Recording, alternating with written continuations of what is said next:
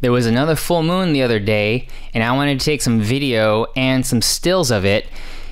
And I had been praising the Nikon P950. I tried this camera out with other types of shoots that I do, like portrait photography, video production, and it's quite awful in everything I've tried this with, except for shooting the moon.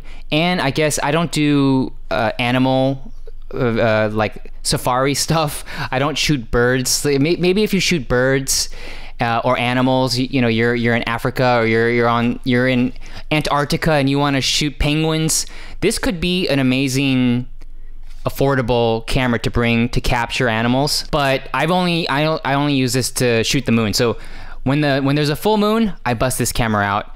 It's kind of expensive just to shoot the moon with, but I tried to replicate. I wanted to see if there was anything else that I owned that could get anything remotely close to the quality and the angle of view from this. So I have got this here. This is a GH6 with my longest telephoto Canon lens. This is a 70-200. Panasonic also makes some telephoto lenses. I think they go up to maybe 600 millimeters. But I don't have them. I just own this stuff. And then I'm using a Metabone speed booster. But this speed booster is a 0.64.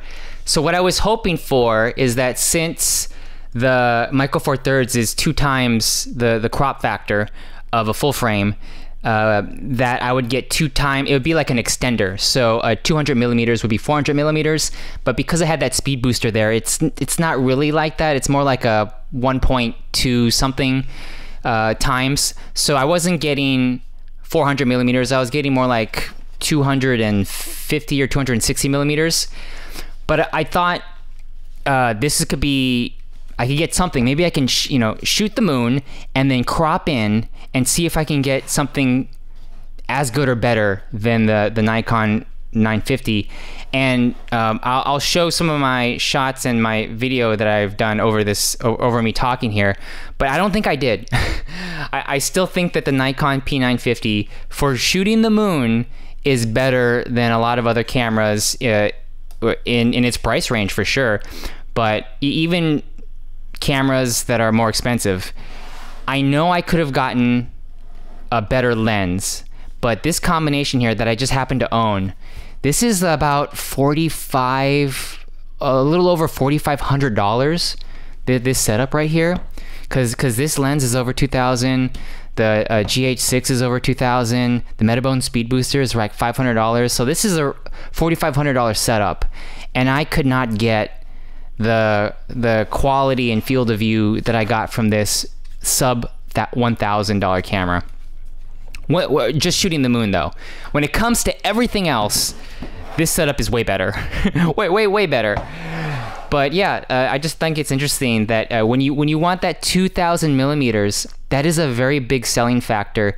On the particular night that I was shooting the full moon, you might notice in the footage that the moon in the videos, the moon is a little wobbly. There's some. It almost looks like it's going out of focus or something else is going on around the moon, and I believe that's because of all of the light bleed, the light pollution, and all other kinds of pollution in the atmosphere when you're going that far out, because you're trying to cut through all of that crap.